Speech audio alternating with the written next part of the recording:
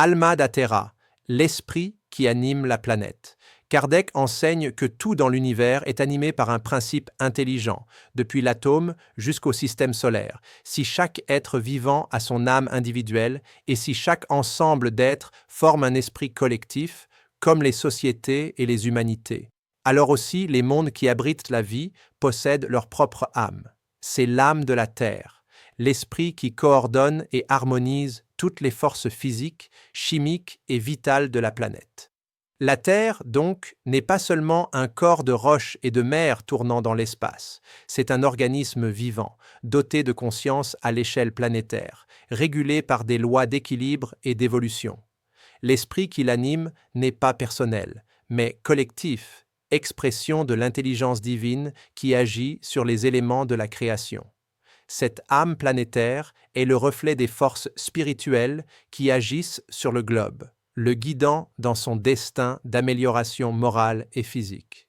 La astrophysique moderne confirme que les planètes ne sont pas des masses inertes. Elles possèdent des champs magnétiques, des pulsations énergétiques, des cycles climatiques et des mouvements harmoniques.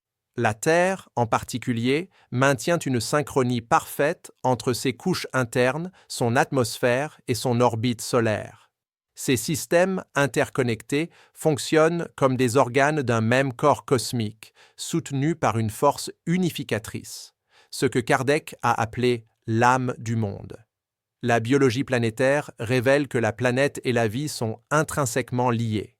La théorie de Gaïa, formulée par James Lovelock et Lynn Margulis, propose que la Terre se comporte comme un organisme vivant qui s'autorégule, maintenant les conditions idéales pour l'existence de la vie. Ce concept, qui est aujourd'hui largement accepté en écologie et en astrobiologie, traduit en langage scientifique ce que Kardec a enseigné au XIXe siècle. La vie planétaire est l'expression de l'esprit universel en action. Dans la vision spirituelle, l'âme de la Terre est composée d'esprits de différents ordres, qui agissent en coopération, des plus élevés, qui dirigent les grands phénomènes cosmiques, jusqu'aux esprits élémentaires, chargés des forces de la nature. Chaque rayon de soleil, chaque souffle de vent, chaque pulsation des marées est le résultat de l'activité intelligente invisible, coordonnée sous la volonté divine. Rien n'arrive par hasard. Même les tremblements de terre et les tempêtes ont leur fonction éducative dans l'équilibre général de la nature. Kardec explique que l'âme de la Terre progresse, tout comme les êtres qui l'habitent. Au fur et à mesure que l'humanité évolue moralement, la planète élève également sa vibration spirituelle et se transforme en une demeure plus harmonieuse. La régénération de la Terre, annoncée par les esprits supérieurs, est un processus simultané. Le monde et l'humanité évoluent ensemble, comme le corps et l'âme d'un même être cosmique. La physique des systèmes complexes montre que l'univers tend naturellement vers l'auto-organisation. Dans le chaos apparent naissent des structures harmoniques, des galaxies aux cellules vivantes. Cela confirme l'idée spirite que l'intelligence divine agit de manière immanente, présente à chaque niveau de la création. L'âme de la Terre est, par conséquent, le champ de conscience qui soutient cette harmonie à l'échelle planétaire. La spiritualité cosmique nous enseigne que chaque planète est une école et chaque civilisation une leçon dans le voyage infini de l'esprit.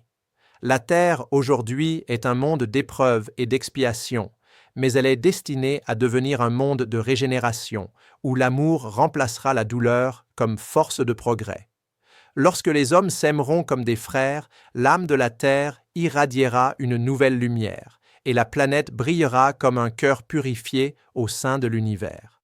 Ainsi, comprendre l'âme de la Terre, c'est comprendre l'unité de la création.